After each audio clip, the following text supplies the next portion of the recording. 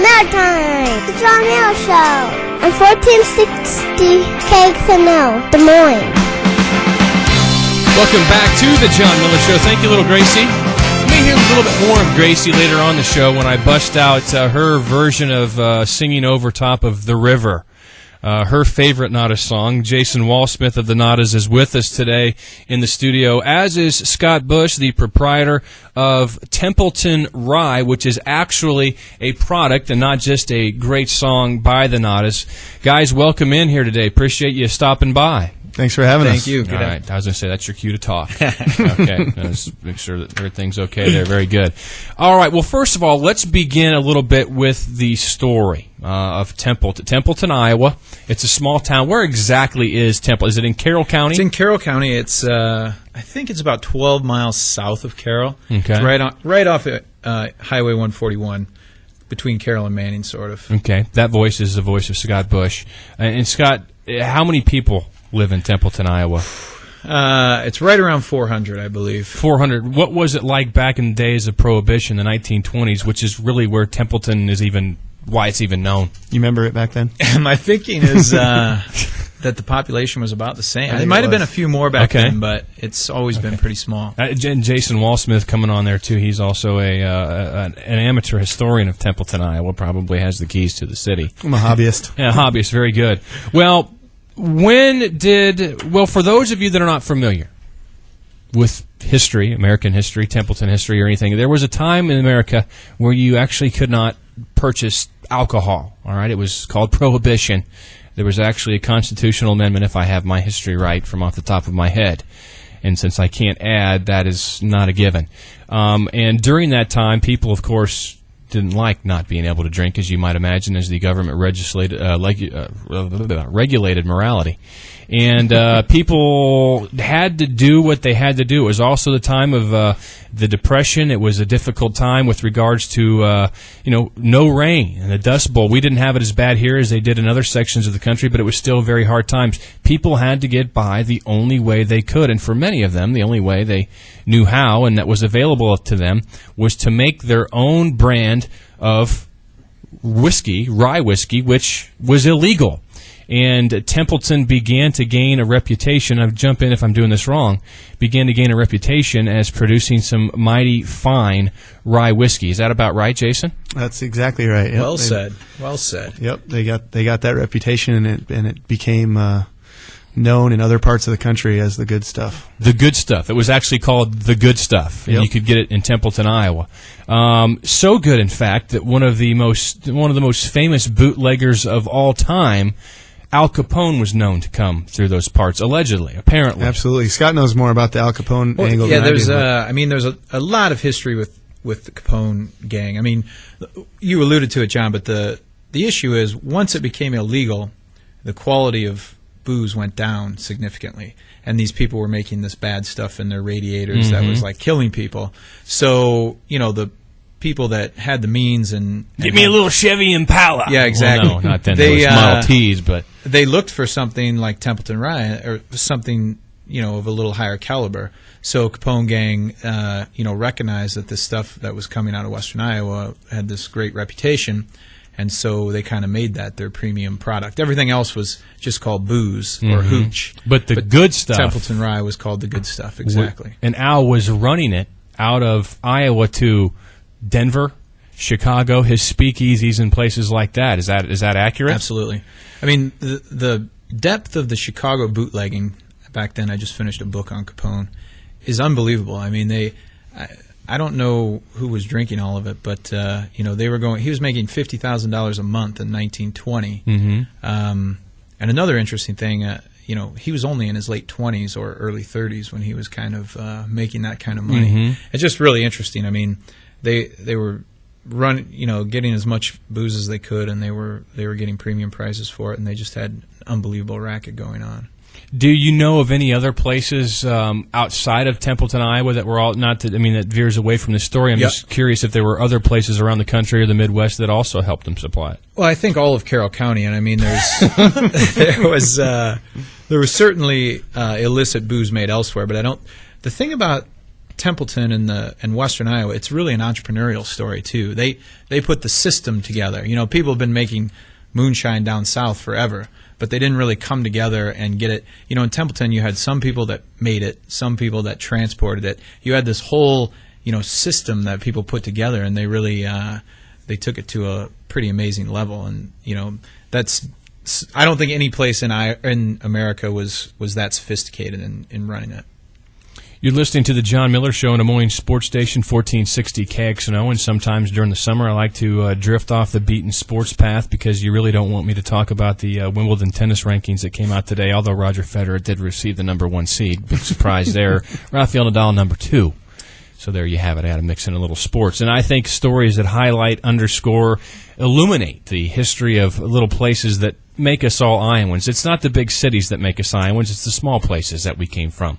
Or that our parents came from in Templeton, Iowa, and the small towns around Carroll County certainly have an interesting history. My question, one of the most amazing things, everyone in the town or the county, and either one of you speak to this, had to be involved in some level because of the secrecy that surrounded various, you know, A, recipes, B, keeping it hidden that there were stills in the basements of people's homes, and the government became aware of this, but it was hard for them to come and pinpoint it because nobody was turning everybody in because everybody was involved. Let me illustrate the secrecy by telling you this story. I've been interviewing. This is Jason. Okay. I've been interviewing anybody who will talk about it. Even now, people won't talk about it, even though now it's legal. You know, there's a legal version of it out there, and it's something to be proud of for the community. But still, now it's just so ingrained in them. But I've been interviewing people that have been directly related to it over the years.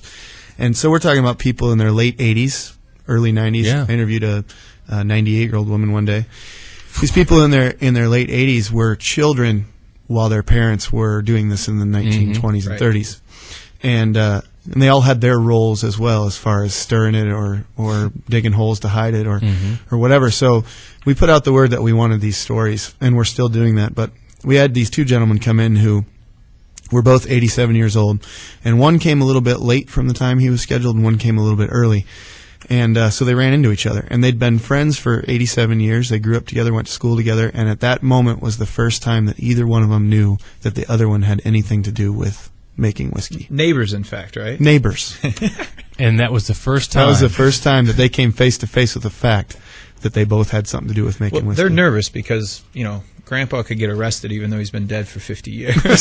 Well, it probably is a feeling like that, hey, this is something that they did and that we were somewhat complicit in. Maybe somehow we can still get in trouble. Maybe they operate. The law of, you know, the time's run out. They're okay. It's more culture in that, you know, if these people were 7 years old at the time, you know, imagine a little kid going to school and telling their teacher that they were out making whiskey with Dad. The whooping they'd get. They were just told just silenced. Keep that quiet, and it's still ingrained in them today. How many casks or whatever, or do you think that there exists in potholes or pockets and now under turf and that of whiskey that's 80 some years old that just was never uncovered? Well, Scott will tell you, because he's the business owner, that if those kegs are still there, that whiskey's all evaporated by now. Oh. Because it evaporates all the time. But I've asked that same question, like how many of these things were just left out there and we can discover? We should go look for them, I think, you know? But the thing is, they were so valuable to those people that there was no way that something was going to disappear. And one of these 80-year-old guys was like, yeah, we lost one once. We looked for it for years and we never found it. Wow. And it was just that someone had come stolen it, you know? Yeah, sure. And sold it somewhere else. But. So any stories about the government, when the government began to suspect something, and you always wonder how that is, and it's hard for two people to keep a secret, much less the town of 400, but they did a great job of it. Any interesting, colorful stories about the government coming in and trying to catch somebody and maybe not doing it? I know one of when raiders would come into town, revenuers, of course they were called, there's a story that they would go and meet with the local sheriff, and then the local sheriff would drive them around to look for stills. But the story goes that when the revenuers would come to town, the assistant would make line calls to all the people, letting him know what was going on. And then the sheriff, of course, would take him around. He'd put his hat on and walk out and take him around town.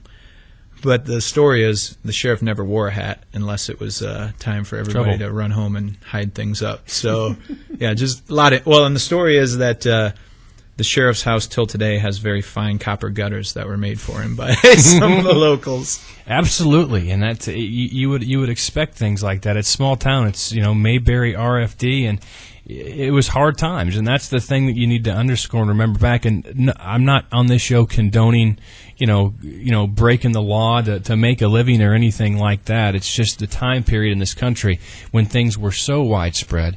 The pain was widespread. Certainly, Prohibition began in 1920, and how long did it last? 13 years? I'm not exactly sure. Is it 13? Yep. That actually was off the top of the head. Nice, maybe I read it somewhere and didn't do it. I read it in the Des Moines Register as I scoured every single newspaper from 1920 to 1930. So, wow, that's some pretty exhaustive research. Well, especially because it's on microfilm, it's not easy to look at. But. So, remembering back from the Great Depression course I did take in college, I need to say, okay, the 20s, that was the flapping 20s, the roaring 20s, the times economically in the coastal cities and the metropolitan regions around the country were certainly good, but in the rural regions, not so good. That's right. I mean, it was truly kind of the best of times, the worst of times, and it's tough for us to realize, but some of the discussions we've had with some of these older folks is, they said there's nothing you could do to make a living back then. You were a farmer or you were unemployed, and fine whiskey has grain and water, and there's plenty of that in western Iowa. So. People and got sugar, and they were on the railroad. Yeah, and they exactly. brought that sugar in by the trainload, and they dropped off more sugar in Templeton than they did anywhere else in the state. Well, yeah, there was a story. The revenue. I wonder why they wanted sugar. They went to the Templeton grocery store, and they wanted the gentleman to explain why Templeton, a town of 400, was using 20 times as much sugar as Carroll, a town of 10,000 or so at the time. Yeah, absolutely. And you don't want to check the records for that. Again, it's the Jon Miller Show on Des Moines Sports Station 1460 KXnO. Our guests are Scott Bush, the proprietor, owner of the legal now Templeton Rye, and Jason Walsmith of the Nadas wrote a song called Templeton Rye. We'll hear it a little bit later on. He's actually going to play it on my guitar, which he thankfully repaired, so I didn't have to. That's great. I'm cool now because I'm like, oh, dude, that sucks. I'll never play again. I broke a string. Exactly. Now what am I going to do? I'll take it to Professional Music Center, and they'll set me up just nice. Absolutely. What is this? Squasquicentennial or whatever going on in Templeton Rye? I can't. Quasquicentennial. Yeah, I've never seen a quasquicentennial. Oh, we've had fun with that word. The town of Templeton is turning 125 years old this year, so it's really cool. I mean, Templeton's a great town. If you've never been there, but they're turning 125 years old July 6th, 7th, and 8th, and they're having this big event. And so we're having an open house at the distillery because, tons of people want to come in and see the distillery and how we make product. So we're doing that, and we're, as you know, I think we sponsor the Nadas tour bus. Absolutely. So we have this big tour bus with Templeton Rye on the side. Meatloaf's never looked so good. It'll be our first parade. Yeah, we're gonna take it in the Templeton parade, which would be cool. So you and Mike going to be throwing candy out the bus, and then we're gonna play a little bit. They're gonna play a little bit at the distillery afterwards, and when we're giving tours. And Jason alluded to it, but we're trying these stories. As getting back to that quickly, they're really history, and if you don't get them documented and written down, eventually history disappears. Absolutely. So one of the things we're really trying to do is get these people. Everywhere we go, and probably more with Jason and the band.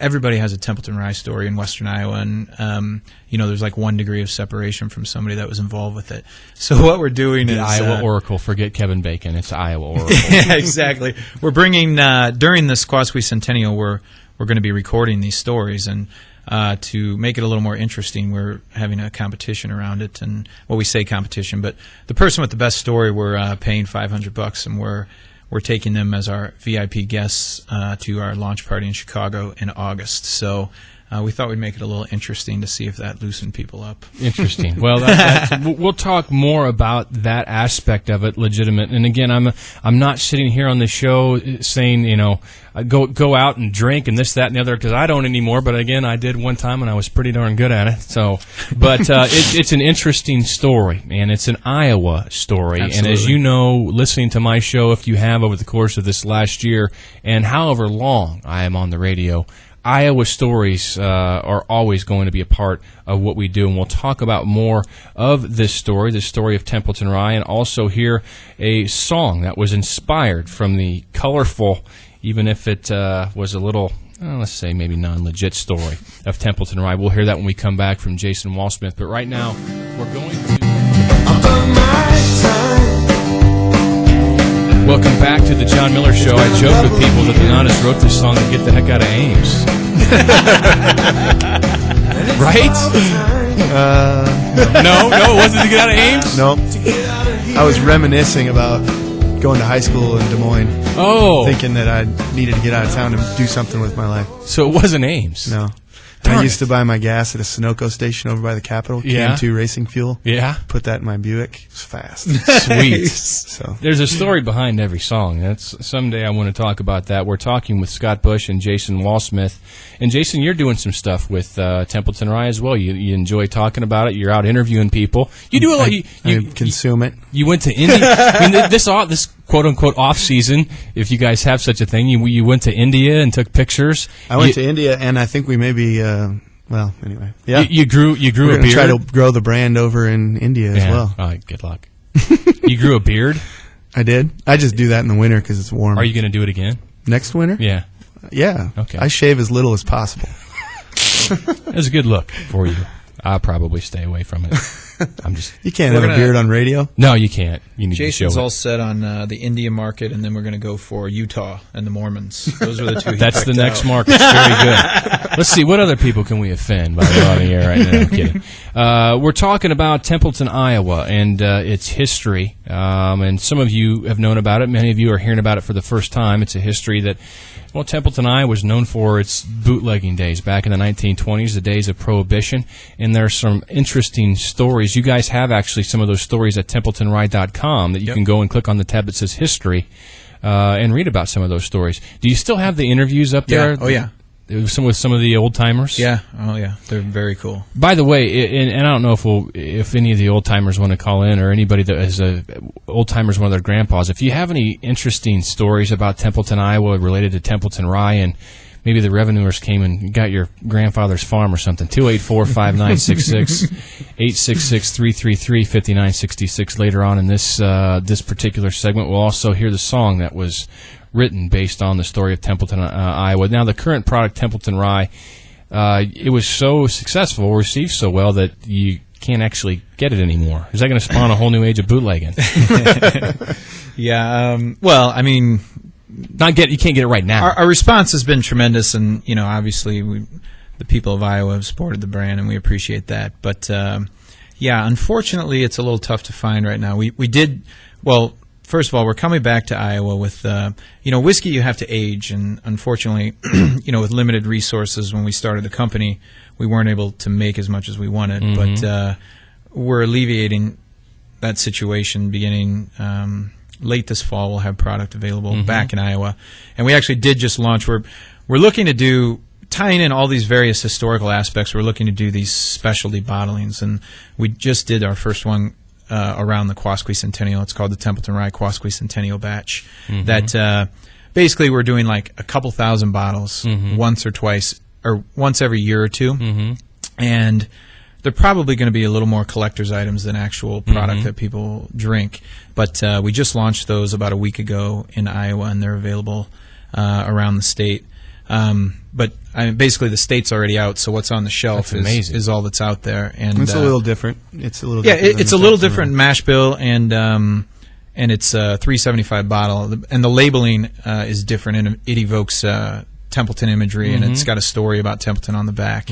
And we're looking to do these in the future. What we'd really like to be able to do is, like our fans, to buy these and display them on their bar, and they're all individually hand numbered and hand labeled. So I saw that. Yeah, I saw you at the Iowa Speedway in the Daytona 500 watch party that we were out there for. And I saw the little numbered aspects on those bottles. Well, it's interesting, John. Our bottling line is actually, literally, there's about 12 people in there, and we hand number and hand label every single bottle. So it's. So how did you hire those people? Well, we actually got our bottling crew by I put an announcement in the church bulletin in Templeton, and about 98% of the people in town go to the same church, and it was just really cute. We got a very good response, and our bottlers are just awesome. They're, the mean age is about 71, and they're just full of good stories, and they're really great people. So yeah, but the singing the battle hymn of the Republic as they bottle it up. Absolutely, we have a lot of fun. That is an interesting. To me, it is an interesting dichotomy because you look at the history of it, and again, it wasn't legal.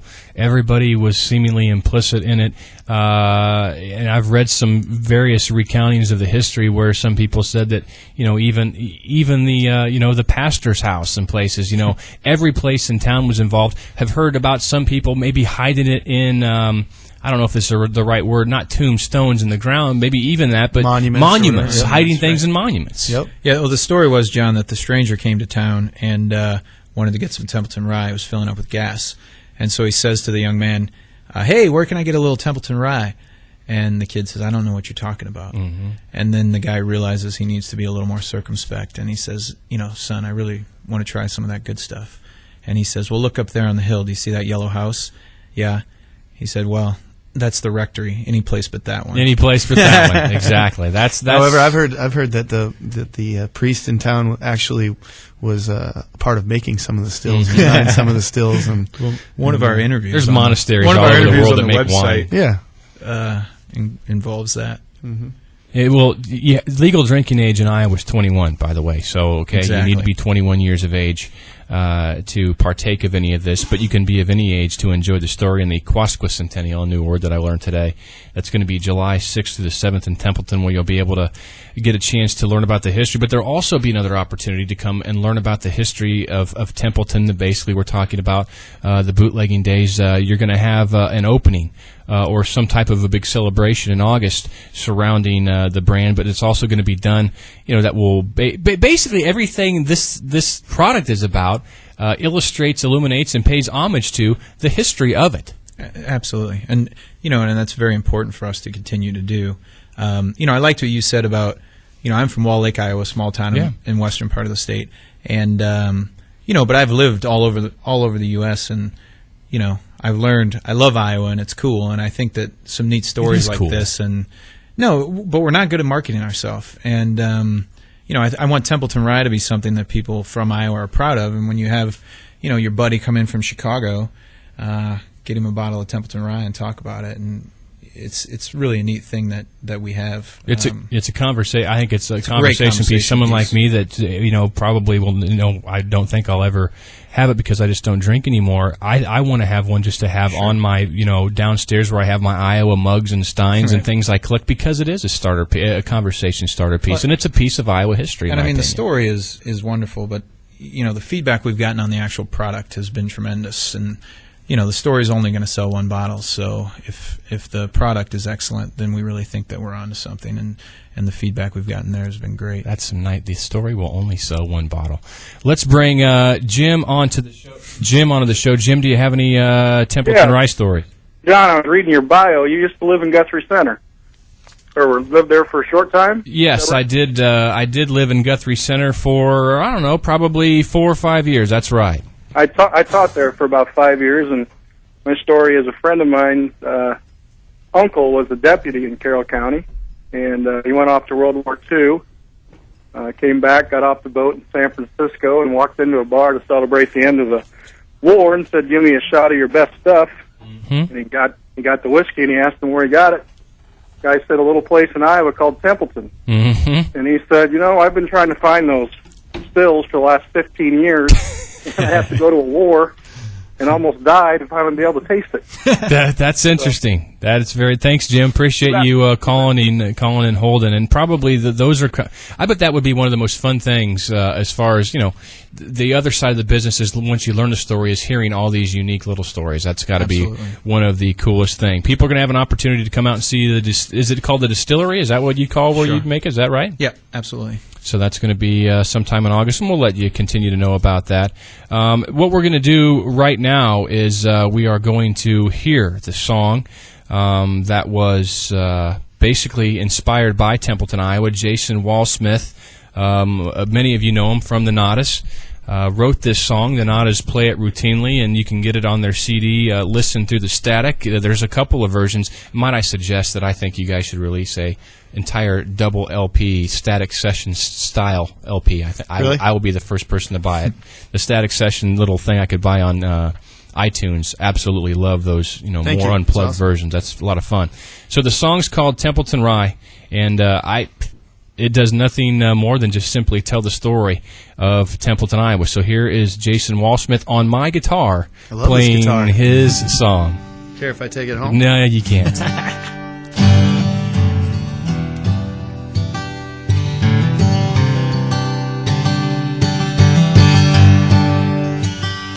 Born in a cloud of dust, it broke the best of us. Sweat and poverty, it was a desperate time. Then they took our drink away. How are we supposed to live that way? Nothing takes away the pain like Templeton Rye. So let the barn burn, let the band play. Everything will be okay. 'Cause when your mouth gets dry, fill my cup with Templeton Rye. A bag of sugar and a bushel of grain. Everyone is praying for rain. Revenue is poured down the drain. So we start from scratch with 30 feet of a copper pipe, 100 gallons cooking overnight. We make sure it tastes just right and start another batch. So let the barn burn, let the lovers dance. It's a state fair romance. 'Cause when your mouth gets dry, fill my cup with Templeton Rye.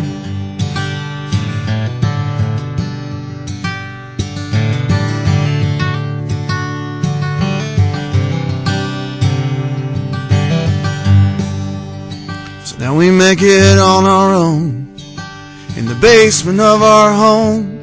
Sell a little bit to Al Copone. He's got a mean thirst.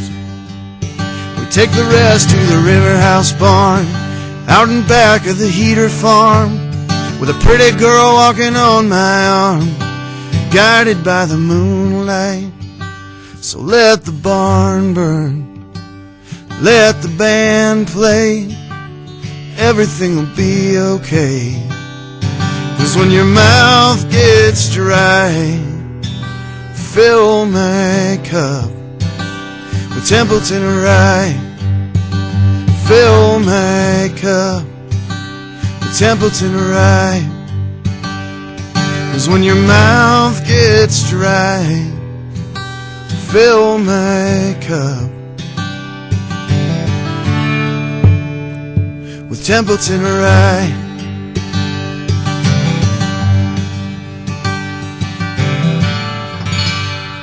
Very nice, very nice. Templeton Rye. That guitar's never sounded better than it did right then, and there's a good chance it never will. So when you wrote this song, Jason, first of all, how did you come across the story for the first time? And as you were writing this song, you and Scott probably hadn't come across each other, and did you know that he was looking to make it legitimate? No, I didn't know at all. I came upon the stuff. We've been playing in Iowa for many years now, all over the state and all over the country, and it seemed like whenever we were up in western Iowa or northwest Iowa, anywhere on that side of the state, somebody would have a little bit of it in their back pocket. And every once in a while, I'd ask somebody how I could get some, and they'd say, "Well, you can't really. You got to know somebody who knows somebody." And Sure. And I just knew people who knew people who knew people. So I never could get my hands on the stuff. But the story just kept coming up, and I pay attention in life to those things that just keep rearing their head, I guess, in front of me. And so I knew I wanted to write a song about it. And so I started doing some research online and just talking to people and online. It's amazing how much stuff you find of people. People with little stories are talking about it all over the country because they have some connection to Iowa. And so I just kind of gathered all that information and talked to people and heard stories and wrote that song. Well, go ahead. And in doing that, I kind of got hooked on it, and I continued to research it even after the song was done. I mean, you'll find this interesting. Hooked on the song or hooked the on story, Templeton not Rye? the crowd. Okay. The story. Yeah. I tried to write this song a long time ago, and Mike and I sat down to write it together, and we wrote and spent a couple weeks working on it, and it ended up being the song "Drowning." And we didn't. When it came to the chorus, and we tried to make it a Templeton Rye song, it just didn't work, and so we threw in the towel and we wrote a different song, and it became "Drowning," and that's just the way it works sometimes. But so I'd had this in the back of my mind, even back for that Transceiver record. Then when we were in the studio for the Listen Through the Static record, I'm like, I gotta write this Templeton Rye song. We spent a month in the studio in Dallas working on it, and it was about 3 days we had still in the studio to finish the record. Every other song was done, and I'm like, I still haven't written that song. And at that point, I sat down one morning and wrote the whole thing like in 15 minutes with just all the information that had been stuffed in my head for 5 years, And so it happens, just like that. Yeah. That's and it was just came out just the way I wanted it. What's interesting is the version that ends up on the album that I don't know how many people actually hear that version very often, because they either hear you play it live, they hear this certainly, more acoustic. A one man is more of an homage to a time period, the 1920s, the hardship that people were going through, because you can hear that come through your words. But I think on the record, is it a mandolin or is it just a cap? It's a mandolin. That was a magic thing when we recorded that. I literally I was writing in the studio in a separate room, and they were working on some overdubs, and I walked in and I'm like, I got it. And we walked into the studio, and I don't know how many people know much about the recording process, but normally when you work on an album like that, you lay down some basic tracks and you spend days going in and putting in new parts and changing things and redoing vocals. This one we walked in and I played it for everyone, and then everyone walked into the studio and we recorded it all together, one take. All the people that were working on the record, the producer played guitar, the engineer sat and played the organ, and we just did it. And it was done. On the album, at the end of it, you say, "Nice." Well, that's why we used it. Because it was it's like, wow. I want people to know that that was a moment in time. We actually spent the rest of the day working on it, trying to get a better take. We came back the next day and we're like, let's just leave all the mics set where they are. We'll try it again, see if it comes out better, and it didn't. So we're like, all right. I want people to know that this was a magic thing. That's awesome. It's the song that got me to say, I'll check out these Nadas guys, and then I found out you had like 5 or 6 records. I'm like, this is great. The river in the lyrics, the last verse, take the rest to the river house barn out in back of the heater farm. Real things, real places. Absolutely, it was then and it is now. Historically, it was one of those places where they didn't have a lot going on a Saturday night, so they would all gather someplace, and apparently the Heater family didn't mind a little partying going on in their barn, so they'd have these big barn parties. And that's now a part of I think it's a part of the Garst farm up there, which is like a farm resort, and you can rent it out for your wedding or whatever. And we're talking about doing like a Templeton Rye Nadas show. Well, yeah, up there. Are there any hotel rooms in the local vicinity? It's in Coon Rapids, the town. So yeah, there's. I'm sure there's. Carol. I'm just thinking of people driving all the way back to Des Moines. Oh no, tent out. I think it would be a fun festival type atmosphere. Exactly. Yeah. That would be just doing an authentic records festival. There we go. I'd come. All right. I was thinking Templeton Rye stock. Oh, right, yeah, absolutely. Perfect. There you go. Why not? Before I let you guys go, and Jason, I want to ask you this question because I know I've been talking about this for a couple of days before we've done this, and this is related more to the Nadas, but it's something that both of you, Good Night Girl, a song that's like going like crazy on YouTube. It's a song you guys wrote specifically for the a farewell to Peoples up in Ames that recently closed down. You guys finished her out, 18 years. You had the last show. I was always wanting to come up and see you guys there, but I never felt I was safe enough and had enough cyclone cover to come up and do that. You can go on YouTube and you can YouTube and type in Good Night Girl and Nadas and see it. It's been played. How many times has it been played? I don't know. I checked a few days ago and it was like 7,000. It's been up less. It was up less than a week at that time, so that's pretty cool. I mean, all we do is put it out there, and it's the fans who are passing it around to all their friends who just want a little slice of home. I think it's pretty cool. Our sister station down the hall, 106.3, the Capitol, is now playing it. That's pretty in cool. Rotation. I mean, it's not even on a record yet. Yeah, and that's probably not the smartest thing to do business-wise. But at this point, the music industry is so weird that what the heck? It's a good song. People are liking it. People are talking about it. So I just emailed it to Dia, and I guess she's playing it. That's pretty awesome. Hopefully the music industry comes back around to where it can be good for groups like yours, and that'll be another conversation for another day. I've got a whole lot of things I'd like to ask about that. Scott, Jason, we appreciate you both coming in. Scott, best of luck. Continued. Thanks. I don't think you need it. I think it's the ball's rolling, obviously, and if people actually want to get their hands on the product, Templeton Rye, it'll be available sometime later on this summer. I'm sure you'll let me know when it's available so I can let everybody else know as well. They can go to TempletonRye.com and see a lot of things, some upcoming events up there that you'll be able to go to.